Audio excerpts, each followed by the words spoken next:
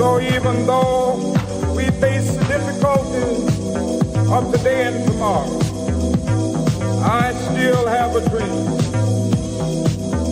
It is a dream deeply rooted in the American dream. I have a dream that one day this nation will rise up, live out the true meaning of its creed. We hold these truths to be self-evident that all men are created equal.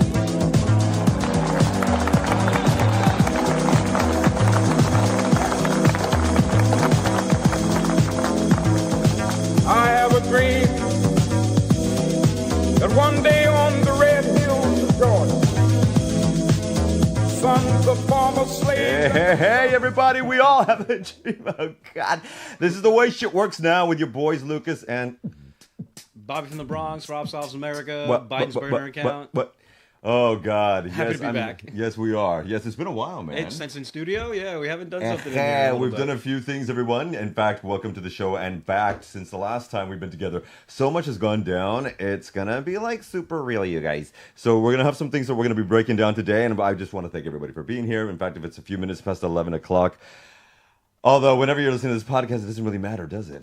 Right. And it's also typical for us to go in a couple minutes after. So yeah, in fact, I asked Mr. Tech Man, shout out Eduardo, thank you, sir, if we could start a little bit late because I'm running like a chicken without a head cut off. Do you say that?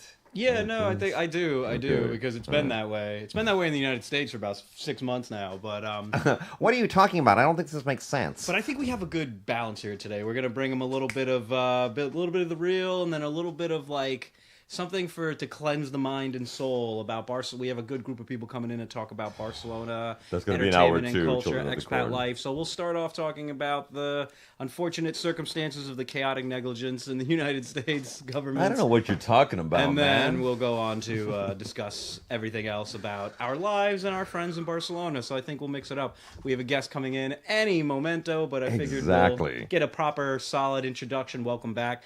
Check us out on our YouTube page and our Instagram page and our new Blue Sky page. Hey. We've done a few interviews since we've been gone. We talked to Charles Gaba, prolific fundraiser and ACA data guru. Exactly. And the Queen of New York City, my personal friend for a decade plus, Stacey Pressman, ran for mayor of NYC in 2021. That's right. Wake the F up NY. She's been an actress, a public speaker, and once comedian. An actress, comedian, and all that, always, because it's in your blood. She's still doing it. Exactly. She took the interview with us hours after she was shooting something mysterious. And then running off to something else. So we want to give a mad shout out to that. Find that on our YouTube page. Find that on our Blue Sky page. Find that on our Instagram. I think you'll very much enjoy. So, and now we've got a ton of great guests today to bring in the real for you guys. Hour 2 is going to be a total immigrant expat experience extravaganza. We're also going to be doing a brunch fest with some breaded goodness, and there will be bubblies spreading around, although today I forgot the crystal, so we're going to be doing it out of plastic, but whatever. That's an hour 2. But today also I do want to make a beautiful shout out that all of that can be found. In fact, the Blue Sky, the Instagram can be found at The Way Shit Works Now, and on YouTube it's The Way Ish Works Now, because this is the way that ish works here on YouTube. Yeah, we can't put a curse word in YouTube and get the algorithm to work, so we had to switch it up a little bit. Just a little bit. Our Clippy clips are doing pretty well, though, I gotta say. And we want to thank everybody who's tuning in, and little by little, every day we're building up this independent media system, independent media system, whether it's through podcasts, whether it's through live radio, as we do here, as well, out of the beautiful city of Barcelona. And in fact, today, joining us in just about approximately 10 to 15 minutes, Mr. Oliver Kendall, who is formerly has a background in international security in the United States and is doing a current MBA pro here in BCN at ESADE, which just happens to be one of Europe's top and Catalonia's top business schools. Yeah, he's a good friend of mine. We volunteer together, and we always we've. What did you guys volunteer for? Like, what kind of stuff is you? So to lay it out in the beginning, our opinions are never part of the organizations that we volunteer for, or work for, or own, or study at. But we volunteer for the Democrats Abroad. Both of us have worked for Barcelona and for Global. So we help in terms of like messaging on the global front, press releases, talking points, content creation. He's been a little bit busy because, as he'll tell you, the MBA program is not exactly easy. No, especially at Esade, and that's why it ranks there at that. This is not an advert for Esade, by the way, Yeah, but it it does can rank be there if at you- the top there, and certainly in Spain it is the top here. It can be, but only if you pay. You better act like you know. But even let's talk about that because we've got some time to kill on the Yeah, pod. absolutely, And again, absolutely. remember the way shit works now at Instagram, at meta sites, basically. Oh, hi. And Blue Sky, and the way ish works now here. And welcome everybody, especially if you're listening. Blue in the Sky beautiful is state of burgeoning. Catalonia. Blue Sky is burgeoning. It feels like an audience best for us, and that's why we got set with it. And Charles Gaba has a very big presence there. He's able to help us promote. So is Ben Gorman, friend of the show. He's helped us in a big way. And, we're just trying to get out there, counter-programming to the U.S. government's slew of nonsense and tell you the truth. Come out here, have these discussions, and discuss exactly what the hell is going on that needs to be talked about.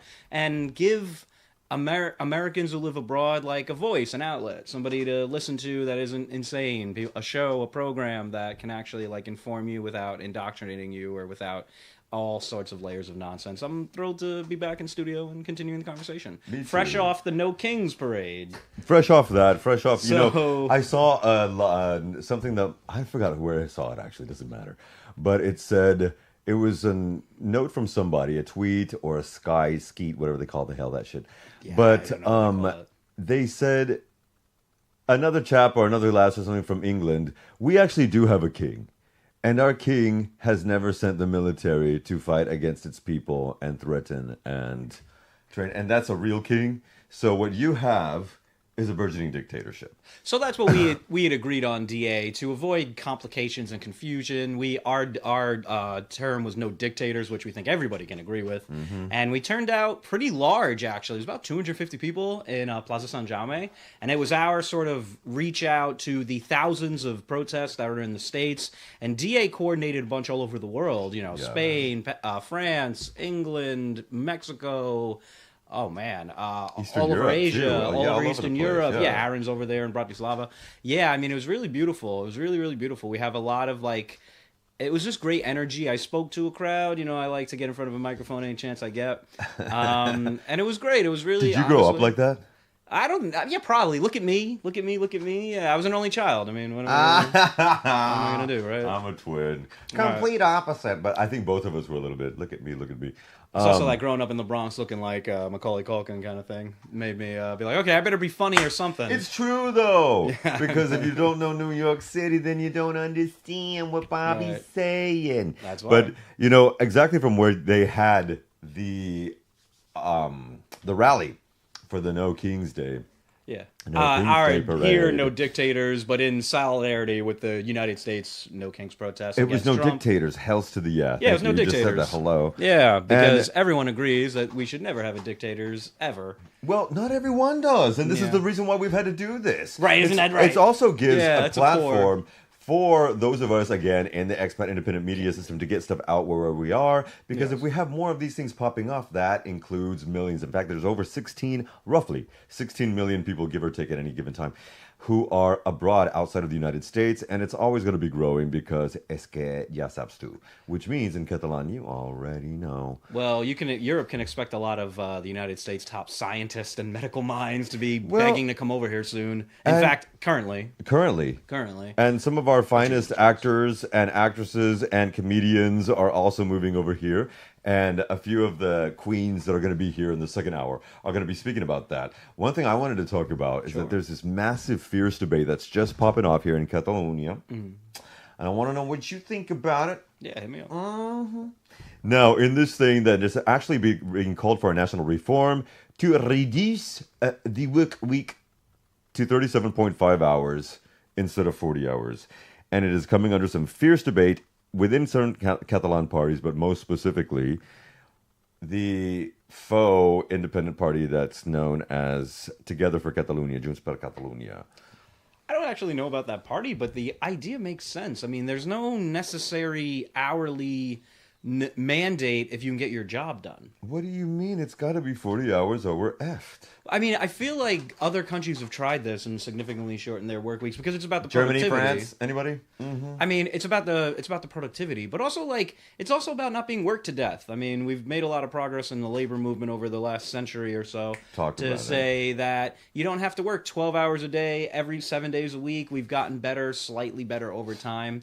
And unfortunately, in the United States, they want to bring that back to make America great again. Well, we're gonna have to. But I agree with shortening the work week, especially when it's applicable. I mean, it makes perfect sense to me. I do come from we both do. We have a New York City work-based background. Oh, yeah, absolutely. And there's certainly something in the finance and other community, well, certainly in the finance community and attorneys and what things that working 60, 70, 80-hour weeks is normal. Right. No, some of my friends actually do that kind of A lot of mine do too. And Yeah. I mean, my auntie who...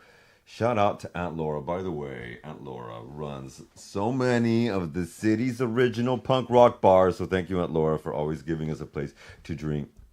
Nice. Love you. Yeah. But this is starting some stiff debate because it's happened and been successful for so long in Germany and France already. Right. I mean, and it's also a matter of, work-life balance is so critical, and it's a point of, like, your own personal health, your stress, your mind going absolutely nuts, and actually living a life. I definitely have come more on the side of that. I understand why that's necessary. When did that happen for you, man? Oh, God, I guess when I stopped being... Yeah, right. COVID. When I stopped being a Republican... Yeah, when I stopped being a Republican, I realized, maybe we shouldn't work everybody to death. No, you know what I really think? I've been on both sides of the aisle. How Protestant. I've been on both sides of the aisle, and I've also been on both sides. I've owned small businesses. I've worked as an employee. I've worked as a contractor. I've worked as a, autonomo. I just think, like, making sure that your employees actually have their own health, their own lives is beneficial to you, because if you have a miserable workforce, you're going to get miserable work product. I mean, it does, as always, children of the corn, people who are listening in, and anyone who knows the Club with Lucas, knows I love to quote The Simpsons, and it reminds me of Mr. Burns when he said, a happy worker is a busy worker, and it's true. And Mr. Burns, yeah. He just happens to be, him and Lisa happen to be my favorite. He and Lisa happen to be my favorite characters. But there's some truth to that, and if you can keep your folks happy, then that's kind of the point. You're right, though, what you said a few minutes ago. Let me wet my whistle. If you can get your ish done in less than 40 hours, what the hell? I do remember one of my first, Raquel Cortez, a business student I had here, and she said that she got her ish done every day within 3 to 4 hours, and the other 4 to 6 hours, the 8+ hours that she was there, were filing her nails, Facebooking. This was because the job is finished. Yeah. Right. You're No, done. exactly. You're done. And she would space it out so that she had enough cigarette breaks after the lunch hour. We should fundamentally rethink how work productivity exists, like how it's thought of and how it's implemented, because it's not like the whole work. The companies that are demanding their employees come back to work in offices has nothing really to do with productivity, in my opinion. Oh, you mean like Elon Musk and the U.S. administration government? Yeah, as in you can get your job done, and I think like there's a beneficial, like you can't run a government on Zoom. I understand, like Amen. True. So like but if people are being equally productive at home as they are in your office, then you have to rethink. Yeah, I kind of. Can we? Because we done dead for months into years. Because what's going to happen? Like, there's going to be another pandemic because you have a bunch of maniacs running U.S. government health right now. I rebuke those words in Jesus' name. Why would you say that? Because, they're replacing the vaccine advisory committee with a bunch of, like, wellness industry grifters in the U.S. government right now. There you go. So we're just counting down the days in the next pandemic. So we're just going to wind up having to go full work remote anyway. So what's the point of it? I think it's about employers and management using that as a benefit to negotiate against your wages and benefit, like your wages and general benefits, like well, you can work hybrid. Like, well, that's something you wanted. That's something you wanted me to do anyway. Like, why is that a benefit?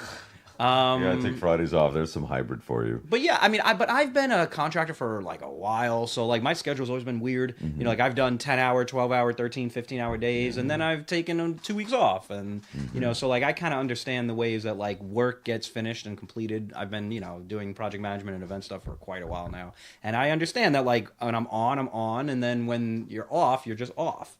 So what's the point of, like you said, your friend, she's done with her work in 4 hours and you're just paying somebody to sit there and do nothing. It doesn't make any sense. Keep a seat hot, yeah. In management's opinion, that would be, well, then let's give her extra work. Like, not the work we paid you for. Okay, but that would be, boy, we're really shooting the shit today. That would be. Yeah, what the hell, why not? More, don't you think, a U.S. New York City-based way of, oh, you've got more time?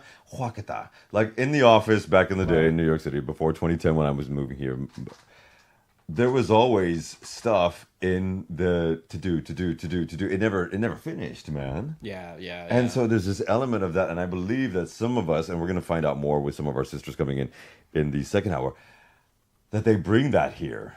You know, that stuff, we bring that energy with us here. And sometimes, certainly with a lot of the business clients I've had to work with, people learn from that. People are inspired by that, get up and go attitude. There's a phrase here in Spain called espabilarse, which means, well, I often say in business sessions, we don't have that because we're all born with it. Okay. Like all of us can sing and dance. But espabilarse means get up and go, to have the drive, to do something. Which I think that's there's a lot of merit there. I mean, it makes a lot of sense for people that are...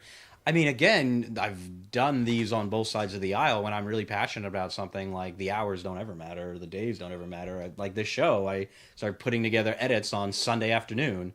You've also done it on both sides of the aisle in reference to politics. Well, yeah, exactly. Oh, I've been also a union member. Like I've been a loyal and dues-paying union member for 14 years before my life in Barcelona.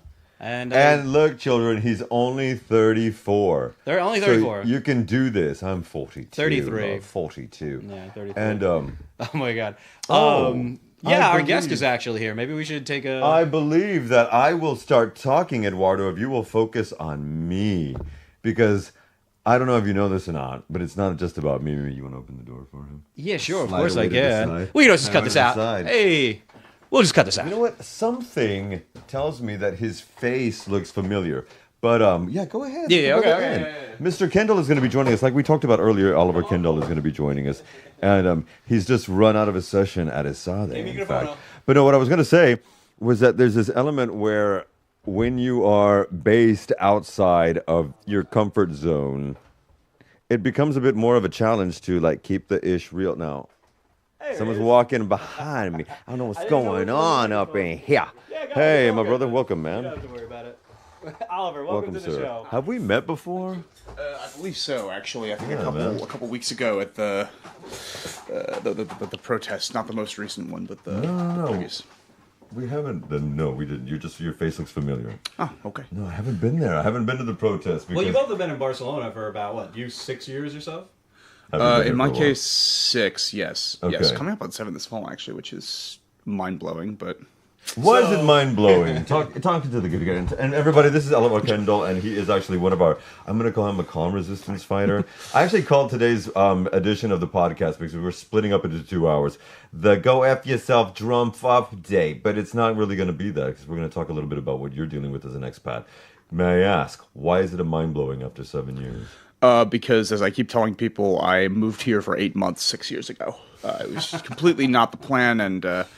I thought that I would be back in the U.S. or somewhere else doing a graduate program like 5 years ago, and well, as always happens to expats who moved here, well, I think my story is pretty common. Okay, so there's a specific other person involved. That didn't work out, so you stayed. No. Actually, sort of, yes. Okay, see, that seems to be a very big. That was certainly my story. Also, an expat story, yeah. Very common expat story. But, and now you're here doing your MBA. Yes. Nice. Because your background is in international policy. Yes. So can you talk a little bit about that? There we go. About the international policy, or how I ended up doing an MBA, with that being the case? Both of them, please. I guess the MBA is mostly a response to the reality that once I had been outside the U.S. for a while and realized I liked the flexibility to be able to potentially be somewhere other than Washington, I realized that my resume is one that puts me pretty squarely on the eastern seaboard of the United States and nowhere else. Child, please. Where are you from, man, originally? I grew up in Tacoma Park, Maryland, and Michigan. Okay. But my family's from the other coast, so it's, the other coast? Yes. Do you mean California? Washington. Okay, Washington. Yes. I appear to have some sort of connection to every Washington in the United States. Man. Yeah, nice. Okay. All right, and so this kind of state that you found yourself out of, you wanted to get out of Washington, D.C., I'm presuming you were living there? Yes. Okay. And I also, did a tiny bit of nerdy research, but you had some background in international security as well? Yeah, my undergrad was focused pretty heavily in international security policy. I was a teaching assistant for a couple of years in that space, and I want to know your thoughts on foreign interference in this administration. Sure, let's go straight for I it, need man. to know. because what Foreign would Jesus interference? Well, do? Do you think that there is any? Is there? Do you happen to think? Well, brother needs to speak, love. a $400 million airplane is hard to miss. What are you talking about? He didn't accept it for that. It's for the Department of Defense, and then it's going to be part of his library. Well, I'm sure the Department of Defense will bear that in mind the next time the Qataris back some insurgency that we're not a fan of, Right, or at least I'm sure that was the hope on the part of the Qataris. So. Right. It's sickening. It's sickening. Is Excuse it true me. they were trying to get rid of that plane? Like, that's not even like a nice one? I have no idea, I've but heard that. I doubt that it's not a nice one. My understanding of having flown Qatar Airlines once or twice, my understanding is that they do the airplane thing pretty well. Well, actually, they do, and they were just voted as of last week. Well, they just were announced as the top airline of 2025. Oh, what do you know? They took it away from the Emirates. Oh, Tough it's all break. part of the sovereign fund. Global apathy, because I mean, some of the bitching that we do on our Bitch and Gab Fest sometimes can come across as apathetic, or not. I think it's trying to be the opposite, but It's it's trying trying to- to but break just like- the general apathy and the. Do you have any thoughts on that? Because I feel like there's this slide into like, and we do live in a country where one of the main expressions here is lo que hay, which means that's all there is. I think so. If I understand your question, you're referring to the general slide into apathy among expats or among people back home. A general global, I feel, but let's keep it Western. I guess. Like so in the States, I feel Yeah. like apathy contributed to the election result. It contributed to the result. I think. Yeah, I don't know how much. I think unfortunately our party has a tendency to notice there's a problem just after the nick of time. The people leading the party. Oh no! The voters As well. The voters. I mean, if I have plenty. I'll have some criticism for the people leading the party, but ultimately it's the voters' fault. In terms like who leads the party as a result of what the voters do, and the Democratic Party has a long history of having our good thing I'm not running for something, so I can can honestly levy a critique at our voters, which I think they deserve, which is that. Sure.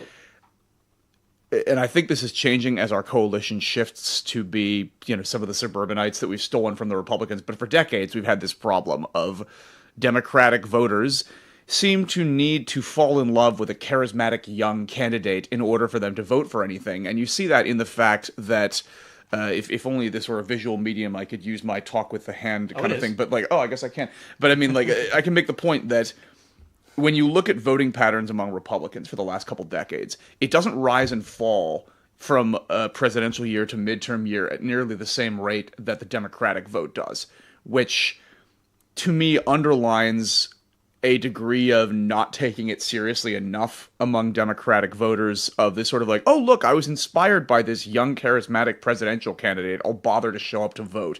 Yeah. And then 2 years later, oh, this person hasn't made it rain 20s. Well, I have better things to do all day long on midterm day.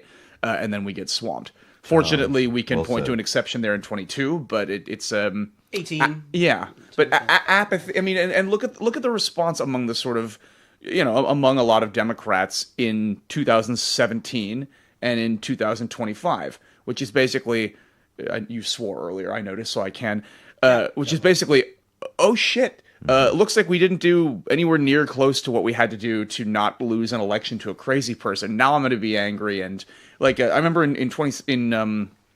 after the 2016, I think it was in Portland.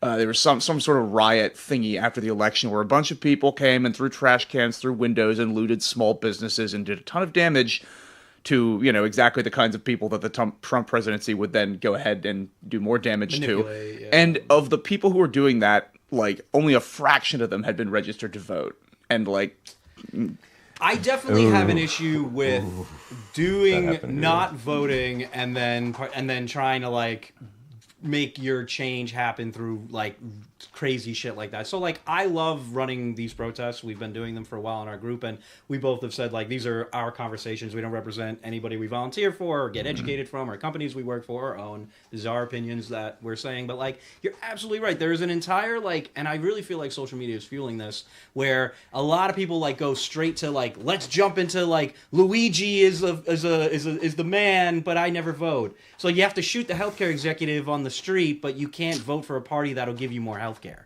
And I find that to be kind of ridiculous. And it's the fuel there in social media because I think like a lot of these pages are negligent. I think we follow like these pages online that will not tell you, hey, are you registered to vote? Are you making sure you're participating in your civic duty? So what then is the answer to that? There has to be an antidote. There's got to be more of this. There's got to be more people putting up extra content. It's conversations like it's education like too. It's education, but it's conversations like this, like because as Oliver, the point, and I think you were getting towards, is that like incremental change is actually good.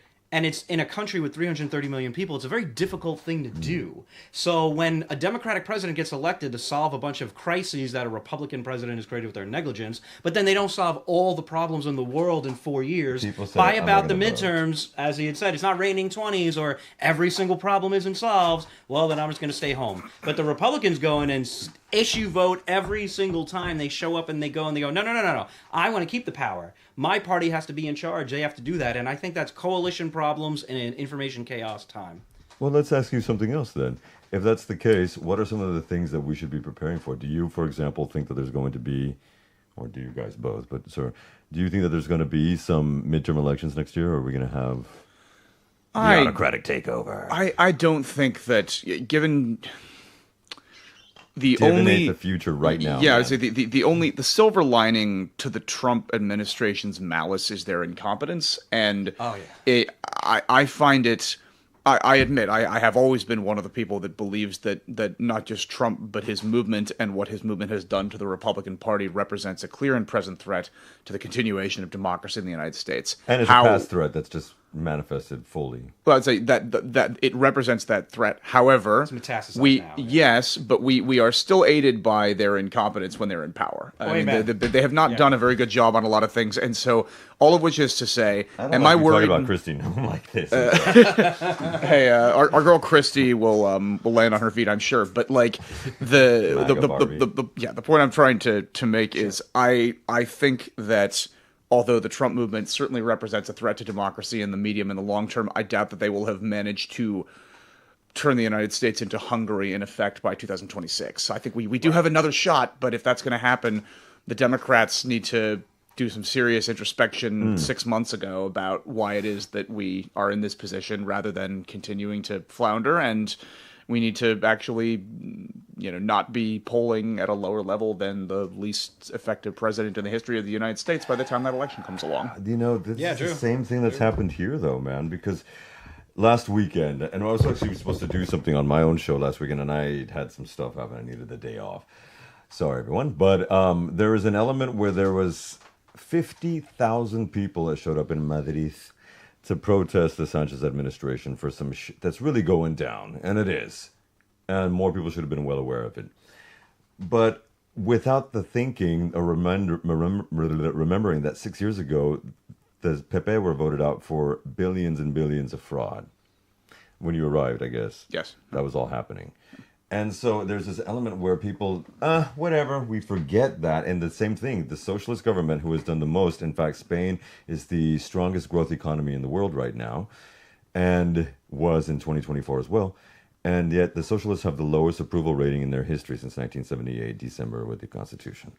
And so this pattern seems to start happening. And we had 91 million people that did not vote in that last election. 2024, you mean? In the States? In 2024. Yeah. And as our Queen Annie Grall has said, only about 9 to 10% of U.S. expats abroad of the 16 million voted. Yeah. 10%. Which is an improvement. Sadly. Right. So that is an improvement. Incremental. Yeah. Having Serio? Yeah. It's an improvement. As in it's been less. It has usually been less. This is where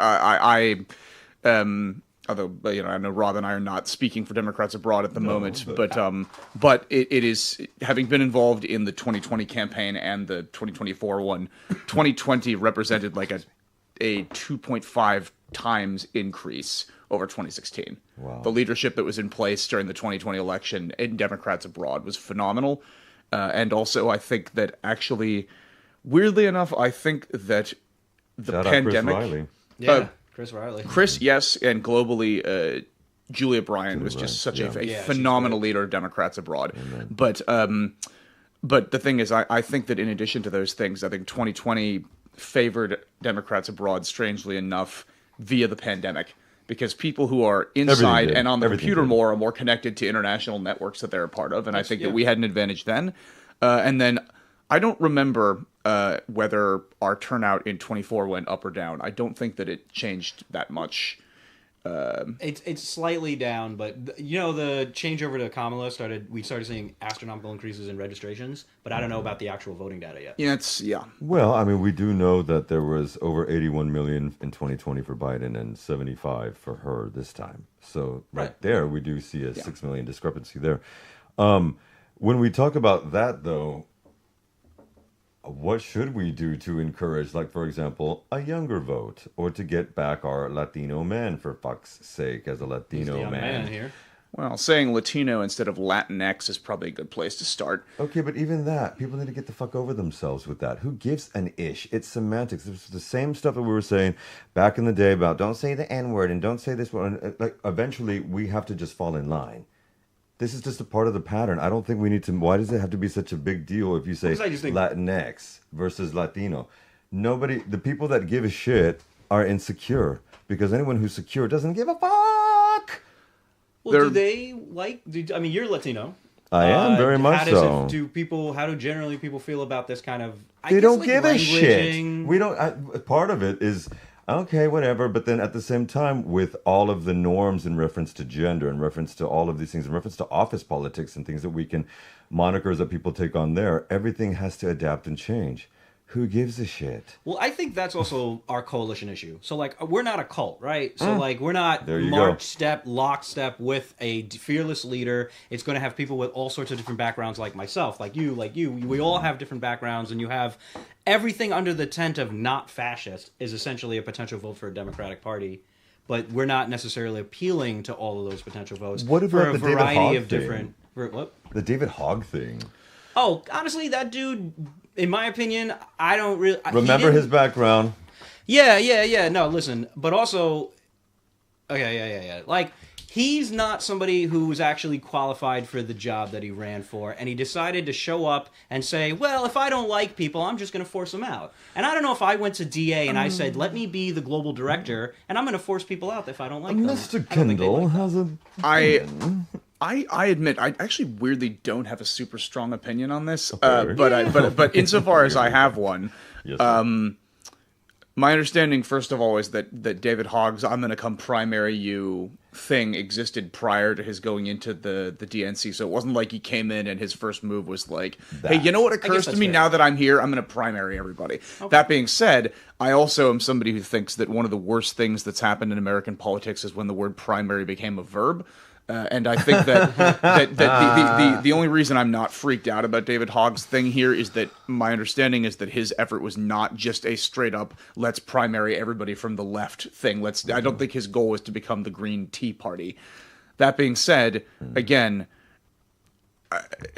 the reality is that the damage that has, I believe, been done to the Democratic Party's brand nationally by the victory of several folks in primaries whose primary calling card was to be loud, social media savvy, and from the left, as opposed to any sort of actual governing competence, who then primaried out competent, effective legislators like Joe Crowley, for example, and then by defeating another Democrat, then primarily use that platform to spread a message that is unpalatable to any constituency that isn't in Brooklyn or the Bronx or in Portland or something to that effect, has made it a lot harder for the party overall to win frontline seats. I think when I refer to Congressman Joe Crowley. I think we all know who defeated him. Yeah, I mean, I he's also my representative. Yeah, I also used to in my college days. I did stuff with the campaign of Congressman Keith Ellison, who was then the chair of the House Progressive Caucus and the first Muslim ever elected to Congress.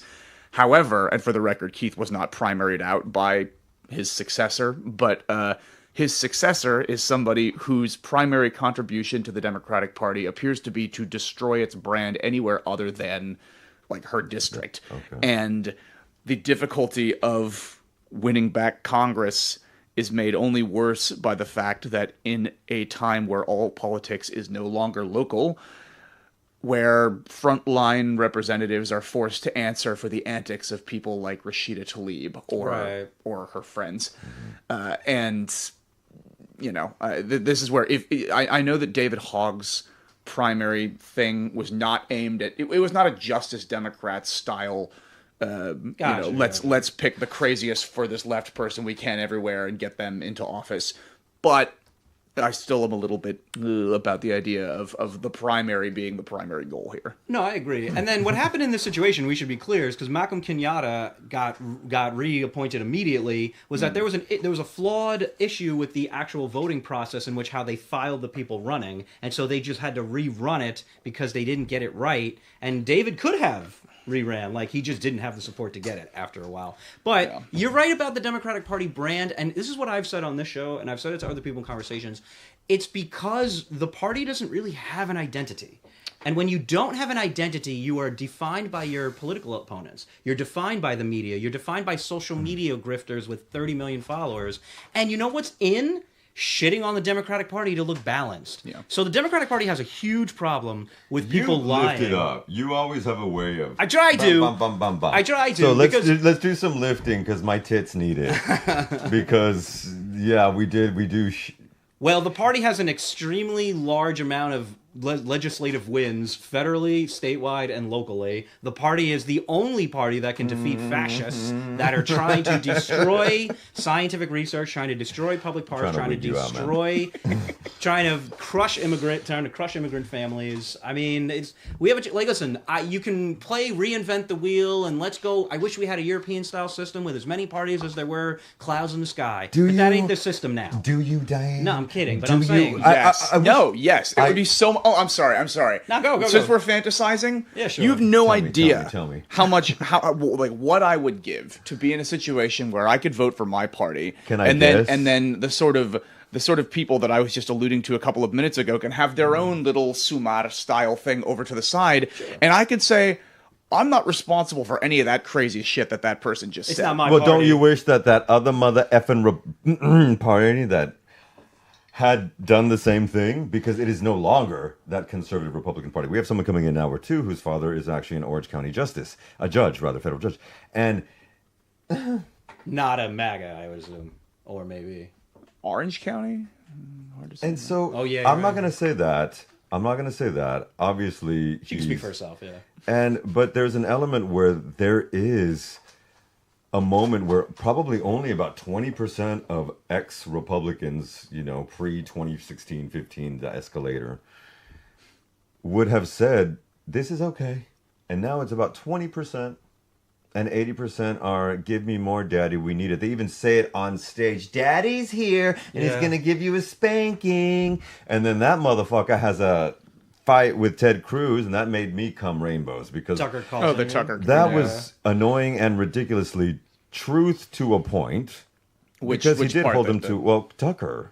Tucker exposing Ted Cruz for not even knowing how many people live in a country that he wants to bomb into the Stone Age. Although in terms of the actual overall point, Ted Cruz is basically right in his assessment of Tucker Carlson, at least. Of course. Isn't that, if I only saw a clip of that interview, but it was one where he was like, Tucker, why do you work for Russia?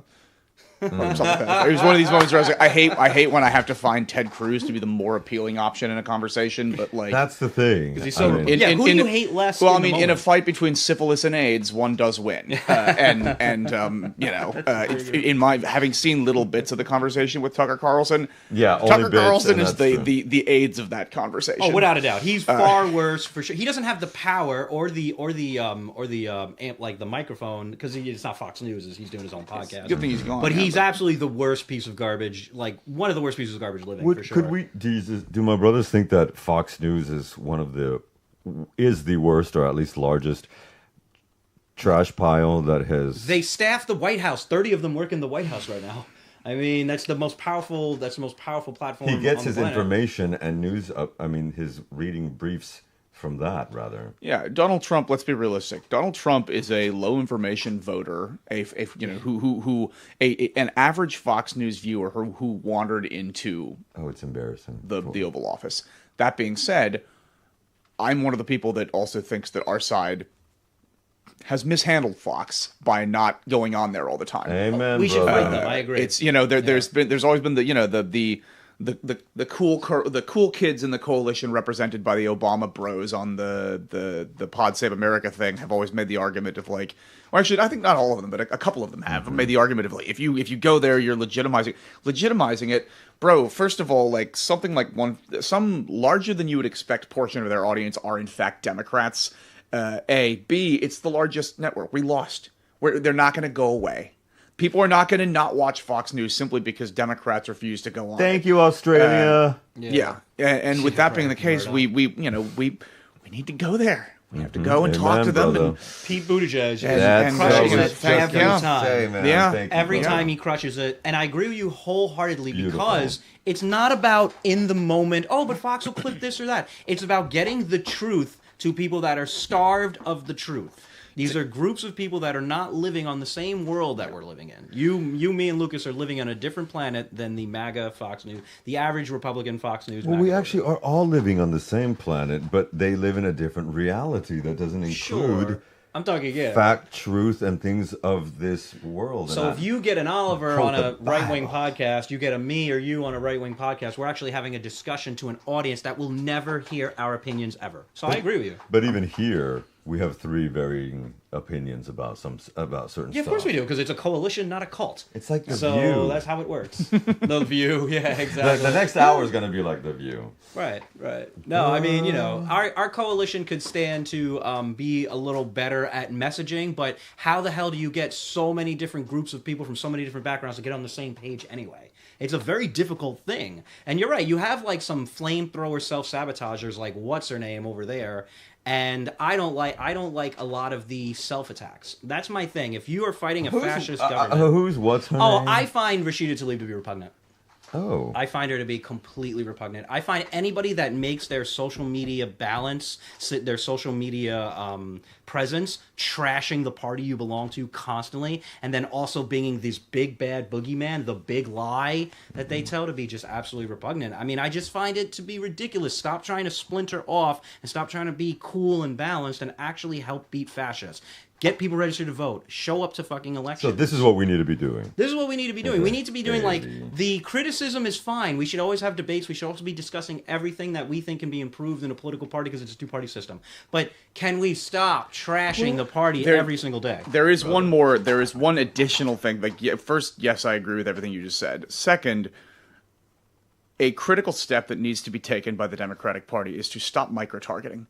Like we have in the last The consultants, like, damn I mean, it. well, no, but yes, but also it's the obsession with identity as being the primary issue which we should be talking about. About like I remember having done I coordinated the phone banks out of my staging point in the 2012 election with the Minnesota Democratic Party and the Obama campaign, and it was broad messages that were applicable to everybody, and everybody participated. In 2016, I tried to do some of the same things with the party and with the Clinton campaign, but every phone bank you would go to, it was Asian Americans for Clinton, or like black men for Clinton, or like white women for it broke down the coalition. It's still as, like that. Yes, which is a big problem because most of the rest of the country does not think in these terms in the same way. But that's because most of the rest of the country, at 56%, is white, and so fact. They and vote. so there becomes they vote, yeah. Okay, and so at that point, well, do they? Because it was the lowest turnout in modern history, this last one, and so One of them, yeah.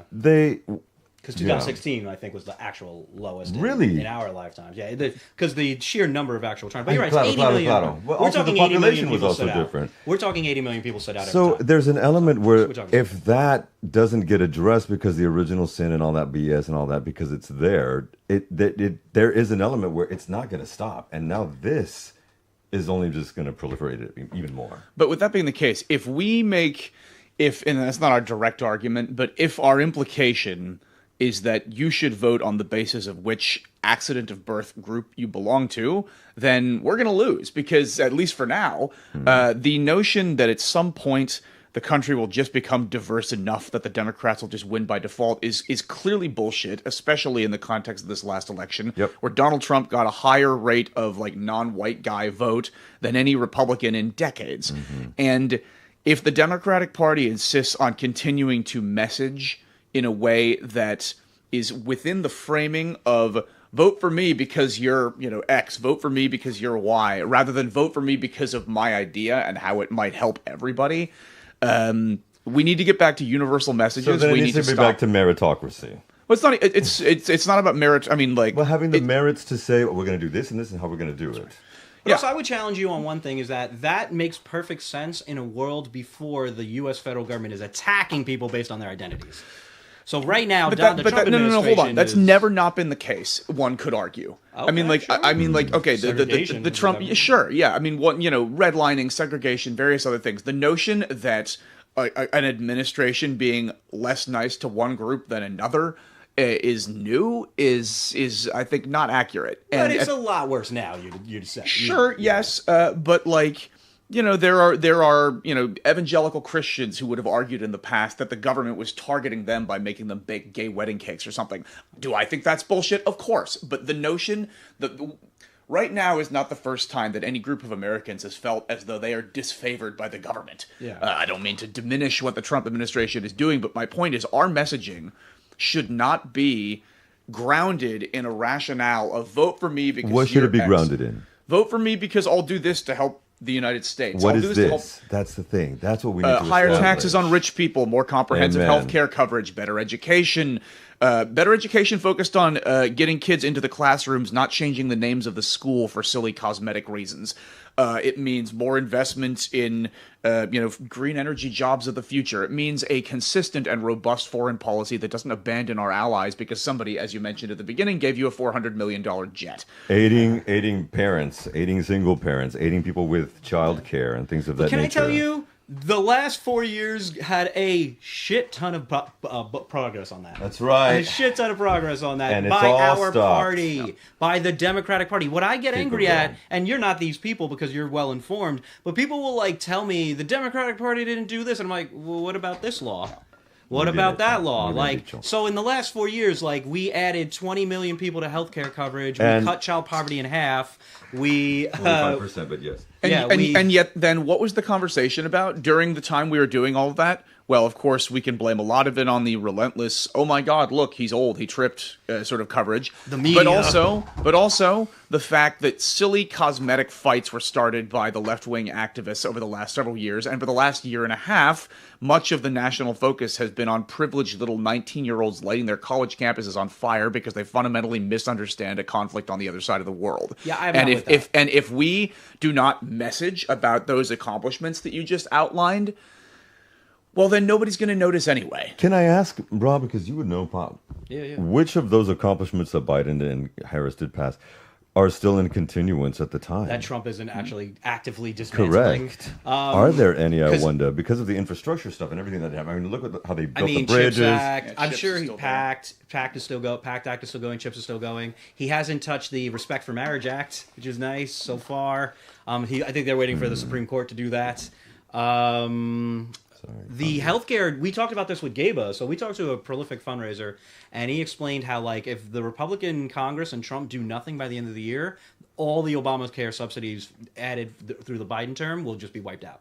So they have to just do nothing, and everybody's healthcare costs that are on Obamacare. You should really changes. stop sunsetting things. Yeah, really, right? Just make it permanent. Should really stop sunsetting things. Yeah. Do you remember that state where they through a technicality of the law, they properly funded education for 400 years or something? And so he was able, I forget, I think it wasn't Wisconsin, but never mind. But there's What? something- I agree with you. Like, so there's a technicality in their law that, like, it didn't have a limitation to funding provisions, and so the governor got real smart about it, and he said, "We're funding this for 400 years," and the courts actually had to be like, "Well, yeah, that's technically the law. Like, we're interpreting the law," and I'm like, so I agree with you 100%. We should be doing that. But my thing is, stop. I need people to like realize that like we're never going to solve all the problems if you only give us 4 years to do it.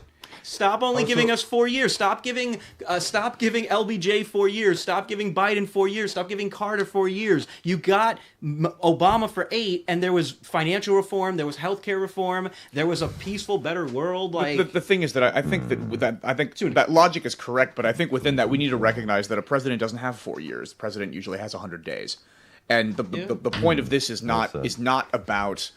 Ultimately, and I don't know if there's anything realistically that we can do about this, because ultimately, a president doesn't have 4 years. A president has 100 days. Why does a president have 100 days?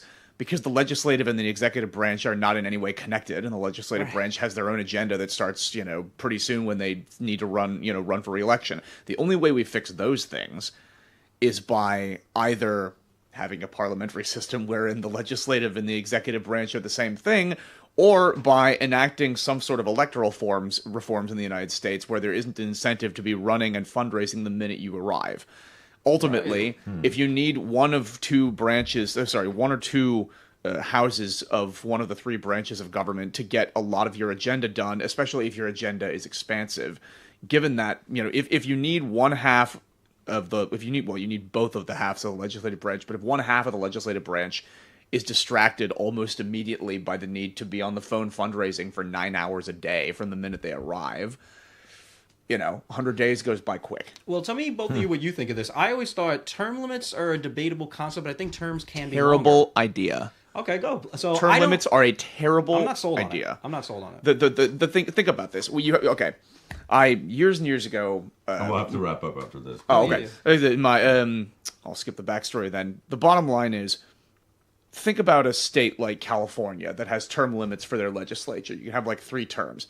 The thing is, legislating done properly is actually a job that requires some level of skill and expertise, which is part of why I don't like primaries by young, unqualified activists who, aren't actually as good at the job as the person they primaried out. But legislating is a complicated job that takes some skill and experience. If you're there for 2 years, you're kind of learning your way around. Maybe by the end of your second term, you're actually good at the job. And then after your third term, they kick you out.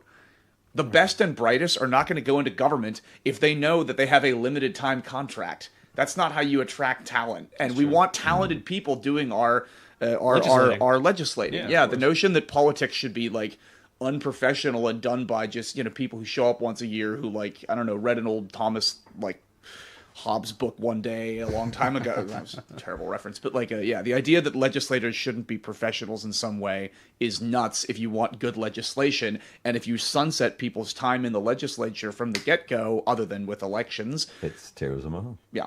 No, it makes sense. If you're good at your job, your term limit is your constituency. Now there you can talk about different issues with that not actually being the case. You have gerrymandering and stuff like that. Yeah. But I completely agree with you.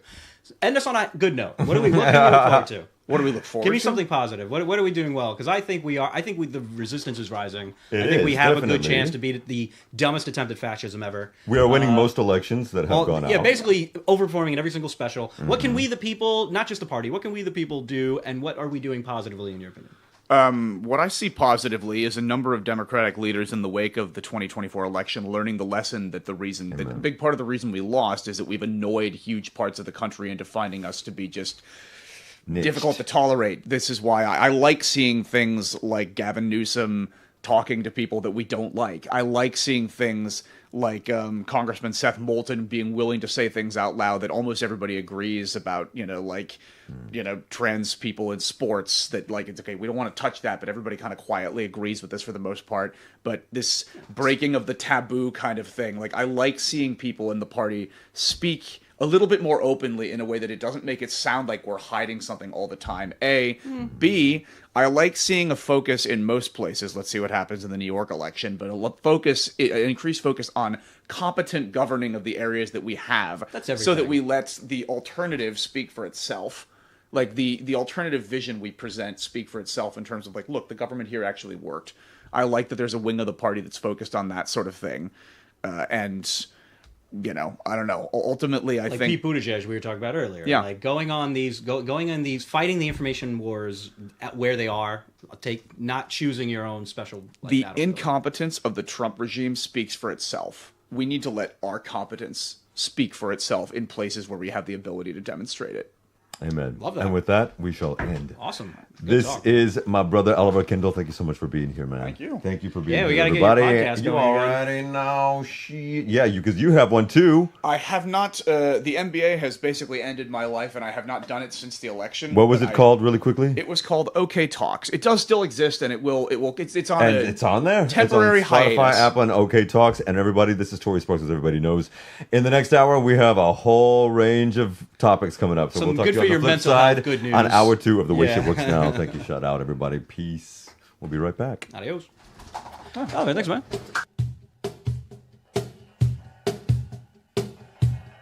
Everybody knows that the dice are loaded. Everybody rolls with their fingers crossed.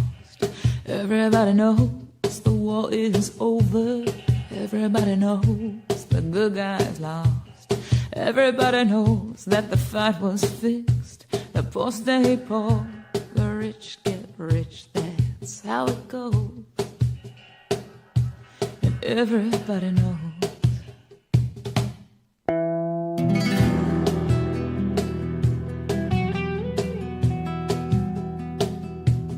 Everybody knows that the boat is leaking. Everybody knows that the captain lied. Everybody got this broken feeling, like the father or the dog just died. Everybody talking to their pockets. Everybody wants a box of chocolates and a long stem rose. Everybody knows. Everybody knows that you love me, baby. Everybody knows that you really do. Everybody knows that you've been faithful, or give or take a night or two. Everybody knows that you've been discreet. There were so many people you just had to meet without your clothes. And everybody knows.